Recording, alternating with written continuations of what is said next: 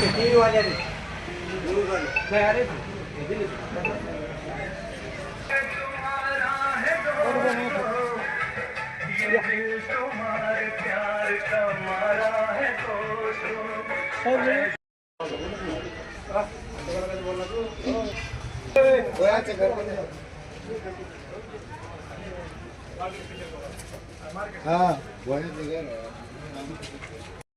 यावं म्हणून त्यांच्या आरोग्याची काळजी घेणारा असा एकमेव उमेदवार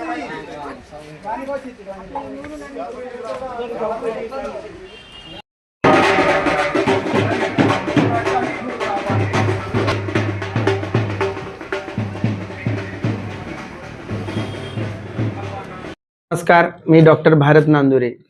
मी इथलाच आहे, ताडकसचाच आहे. इयत्ता 1ली ते 10वी पर्यंत शिक्षण माझं इथे ताडकस येथील जिल्हा परिषद शाळेमध्ये झालं. 11वी-12वी शिवाजी महाविद्यालयात झालं. त्यानंतर मी MBBS केलं आणि मी आता प्रॅक्टिस करतो. काही दिवसापूर्वी महिन्यापूर्वी ज्या ताडकस जिल्हा परिषद सर्कल हे राखीवसाठी जाहीर झालं. त्यानंतर मग आम्ही ताडकस सर्कलमध्ये एक दौरा केला. तर आमच्या ताडकस सर्कलमध्ये एकूण 17 गाव येतात. त्यामध्ये ताडकस, फुरकळस, खडाळा, माखणी, सिरकळस, तामकळस, बलसा, सुखी, गणपूर, इस्माईलपूर, रामापूर, ममदापूर, कानेगाव, फुकटगाव, खांबेगाव आणि महातपुरी हे 17 गाव आहेत. आम्ही आमची काही मित्रमंडळीची टीम आम्ही सर्व एक दौरा केला. मी म्हटलं सर्वप्रथम आपण बघितलं पाहिजे समस्या काय आहेत आपल्या परिसरातील. मग हे बघितल्याच्या नंतर साहेब तुम्हाला सांगायला मला अत्यंत दुःख होत आहे की ज्या जिल्ह्यामध्ये राहतो मी, ज्या परिसरामध्ये राहतो, मी पुस्तकात वाचत होतो की आदिवासी भागात, दुर्गम भागामध्ये रस्ते नसतात, लोकांचं जीवनमान फार अडचणीचं असतं, असं मी फक्त वाचलं होतं पुस्तकांमध्ये, कुठंतरी ऐकलं होतं. परंतु मी ज्यावेळेस कानेगावला गेलो, फुकटगावला गेलो, ममदापूरला गेलो, गणपूरला गेलो, आज तिथली जी भीषण समस्या आहे ती फार अशी डेंजर आहे समस्या. जसं की जर महिला असेल, गरोदर प्रेग्नंट लेडीज असेल, तिला जर दवाखान्यात जायचं असेल, डिलिव्हरी जर असेल, अडलेली जर असेल, तर तुम्ही त्या रस्त्यावरून नेऊ शकत नाही.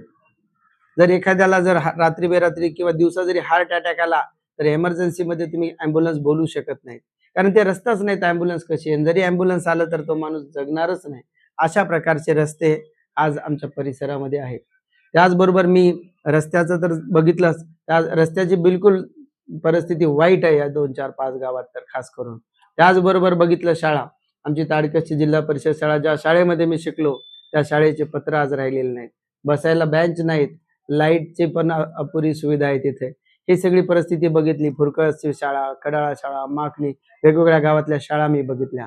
त्याचबरोबर मी शाळेमधले जे बेसिक इन्फ्रास्ट्रक्चर, मुलांसाठी अभ्यासाच्या काही सुविधा आहेत का ते बघितलं. वाचनालयाच्या परिस्थित्या बघितल्या, तेही बघितलं. मुलांना महात्मा गांधी म्हणतात मन मनगट आणि मेंदूचा विकास म्हणजे शिक्षण. मुलांना व्यायामासाठी व्यायामशाळा आहेत का याचाही अभ्यास केला. एकंदर परिस्थिती बघितल्या असता ना रस्त्याची व्यवस्था होती, ना नाल्यांची होती, ना शिक्षणासाठी, आणि खास करून जर ताडकसचं जर बघायचं जर झालं तर काय परिस्थिती, कशामुळे असा डिसिजन घेतला असेल प्रशासनानं मला माहिती नाही, कशा आराखडे कोण तयार केले मला माहिती नाही.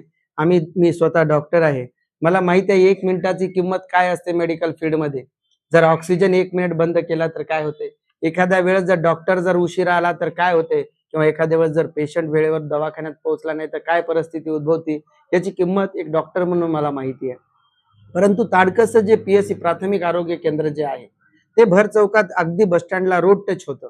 म्हणजे कुठल्याही गावचा परिसरात जे 30-40 गावची कनेक्टिव्हिटी आहे, कुठल्याही गावाचा जर एखादा पेशंट आला आणि त्याचं काही दुखत असेल, पोट दुखणे, कंबर दुखणे, काही चक्कर येणे, मळमळ होणे, कुठलीही समस्या असेल तर तो बिचारा 2-5 रुपयाची चिठ्ठी काढायचा आणि गोळ्या घेऊन आनंदाने घरी जायचा दवाखाना करून.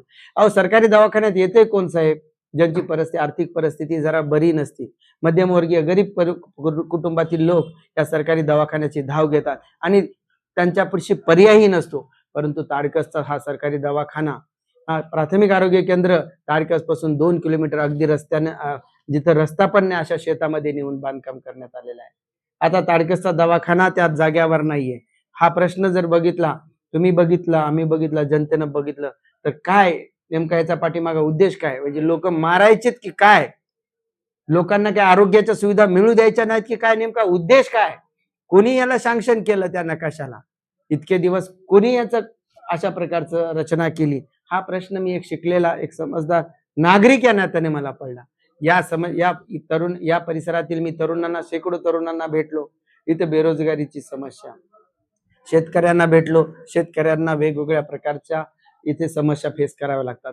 या सगळ्या अभ्यास केला मी दौऱ्यात फिरून सगळ्या परिस्थितीचा अभ्यास केला आणि एक निर्णय घेतला की आपण काही हरकत नाही, आपण आपल्या शिक्षणाचा फायदा, आपल्या ज्ञानाचा फायदा, आपल्या अनुभवाचा फायदा आपल्या परिसरातील नागरिकांना, सर्व माझ्या मतदारसंघातल्या बंधू भगिनींना झाला पाहिजे, मुलांना झाला पाहिजे. या उद्देशानं मी निवडणूक लढवण्याचं ठरवलं.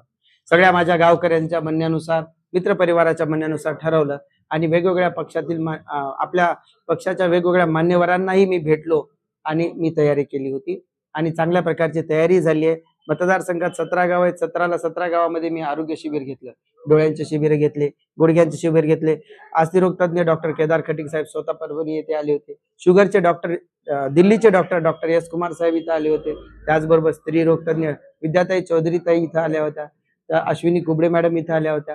वेगवेगळ्या या मान्यवरांच्या माध्यमातून सहकार्याने आणि मदतीने मी इथे शिबिर घेतले. आतापर्यंत 8,650 रुग्णांना इथे तपासणी व मोफत औषधे दिले. प्रत्येकाला 1 ते 1,500 रुपये किमतीपर्यंतची औषधे देण्यात आले. अशा प्रकारची जोरदार तयारी झाली होती. परंतु पक्षाकडून ऐन टायमाला काहीतरी गडबड झाली असावी. मला माहिती नाही काय झालं ते, नंतर मला कळेल. परंतु उमेदवारी मला रात्रीपर्यंत मिळाली नव्हती. 20 तारखेला रात्रीपर्यंत मी वाट बघत होतो आणि कोणाशी संपर्क होत नव्हता आणि 21 तारखेलाही मला असं कळालं की बाबा येत आहे. तयारी झाली होती, पूर्ण रॅलीची तयारी झाली होती. जेवण्यासाठी वरण भात चपाती गुलाबजामुनही आम्ही बनवले होते आणि सगळी तयारी झाली. आम्ही जवळपास 800 ते 1000 लोक ताडकस येथील साई मंदिरावर जमलो होतो.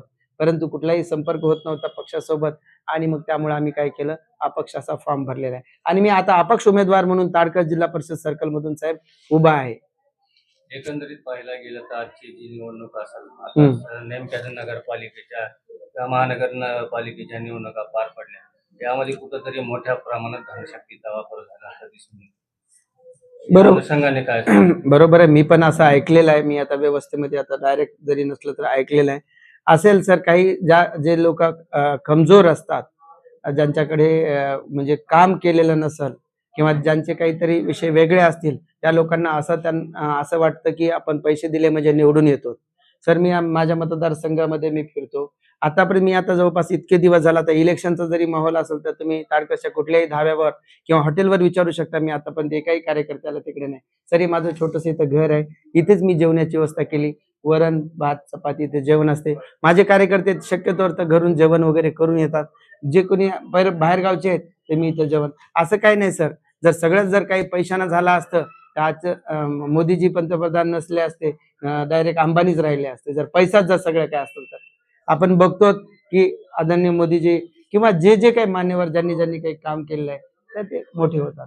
जर समाजाबद्दल जर तळमळ असेल आणि जर आपला कामाचा जर अप्रोच असेल, लोकांबद्दल जिव्हाळा असेल, लोकांसोबत जर टच असेल, काम चांगलं असेल, तर पैसा हा काही फॅक्टर नाही. आज ताडकस मधून मला कितीतरी लोक म्हणतात, डॉक्टर तुम्ही उभे राहायला चांगलं वाटतं, आनंद वाटते, तुम्हाला काही आर्थिक मदत पाहिजे का? मला आर्थिक मदतीचेही हात लोक देऊ करतात. म्हणजे असं काही नाही. उमेदवाराजवळ उमेदवाराचं जर चारित्र्य असेल, काम चांगलं असेल आणि लोकाभिमुख जर कार्य असेल, जनसंपर्क असेल, लोकांना जर सेवा दिली, तर पैसा हा मला वाटत नाही की राजकारणामध्ये खूप मोठा फॅक्टर आहे. शेवटी मतदारांना आव्हान काय असणार? मी ही निवडणूक कशासाठी लढवत आहे हे नेमकं सांगतो तुम्हाला. मी ज्या परिस्थितीतून आलो, मी चर्मकार कुटुंबातला आहे. माझे आई वडील शेतामध्ये मजुरी करत होते. आम्ही चर्मकार कुटुंबातून असल्यामुळे बूट पॉलिश करणे, खिळे ठोकणे, चप्पल बनवणे हा आमचा पारंपरिक व्यवसाय आहे. जसं शेतकऱ्याचा जो मुलगा असतो वडिलांना मदत करतो, त्याचप्रमाणे मीही 10वी पर्यंत माझ्या वडिलांना, परिवाराला मदत केली. ताडकसच्या बाजारामध्ये, हेच ते बाजार, ताडकसच्या बाजारामध्ये मी बूट पॉलिश करण्याचं काम केलं, चप्पल बुटाला खिळे ठोकण्याचंही काम केलं आणि हे सगळं मी केलं. त्या काळात माझी परिस्थितीच तशी बिकट होती. मग मला ज्या अडचणी आल्या, अशा परिस्थितीतून डॉक्टर होण्यासाठी मला ज्या अडचणी आल्या, आमच्या शाळेमध्ये शिक्षक नव्हते त्या काळात इंग्रजीसाठी, बेसिक सुविधा नव्हत्या शाळेमध्ये, पुस्तकं घ्यायला सुद्धा परिस्थिती नसायची. मग मला ज्या अडीअडचणी आल्या, त्या अडीअडचणी माझ्या मतदारसंघातील विद्यार्थ्यांना येऊ नयेत म्हणून मी या निवडणुकीसाठी उभा आहे. मी उभा आहे आपल्या मतदारसंघातील जे माझे नागरिक आहेत, तर या नागरिकांना कुठल्याही आरोग्याच्या असुविधा होऊ नये प्रत्येकाला आरोग्याच्या चांगल्या सुविधा मिळाव्यात. ज्यांच्या घरी 4 व्हीलर आहे आणि काही दुखू लागलं की लगेच श्रीमंत लोक 4 व्हीलर काढतात, परभणी नांदेडला मोठ्या मोठ्या दवाखान्यात जातात, तपासतात. माझा लढा हा गोरगरीब, कामगार, कष्टकरी, सर्वसामान्य लोकांसाठी आहे. एखाद्याच्या सर्वसामान्य कुटुंबातल्या माणसाची जर छाती दुखू लागली तर ते झेंडूबाम लावून झोपी जातात आणि दुसऱ्या दिवशी कळतंय की रात्रीच गेलाय. तर अशी परिस्थिती आज ग्रामीण भागामध्ये. कालच भेटला होता बाबा, कालच दिसला होता, इथंच भेटलो होतो आम्ही, एवढं म्हणून विसरून जातात. तर मी माझ्या नागरिकांना मतदारसंघामध्ये गावागावात जाऊन जनजागृती केली. मी म्हटलं, त्यांना सांगितलं, जर आपला एखादा जर डाव्या छाती दुखत असेल, खांद्यात दुखत असेल, जर हात जर खाली खाली होत असेल, त्याचबरोबर जर पाठीमागे त्रास असेल, मान जड पडली असेल, जबडा जड पडला असेल, घाम येत असेल, तर हे हार्ट अटॅकचे लक्षणं असतात. आणि जर असे लक्षणं असतील तर तुम्ही मला तुमचा मुलगा म्हणा, मित्र म्हणा, भाऊ म्हणा, तुम्ही मला हक्कानं फोन करा. आणि आज शेकडो लोक कुठल्याही अडीअडचणीत मला फोन करतात. मला ही सेवा पुढे देण्यासाठी मी या निवडणुकीसाठी उभा आहे. कसं येते एक इंडस्ट्रियल हब तयार करण्यासाठी. म्हणजे परभणी जिल्ह्यामध्ये मोठ्या प्रमाणात सोयाबीनचं उत्पन्न होते, परंतु हे सोयाबीन बाहेर जाऊन त्याच्यावर प्रोसेसिंग होते, तेल होते किंवा सोया मिल्क होते आणि ते आपण तेल विकत घेतो.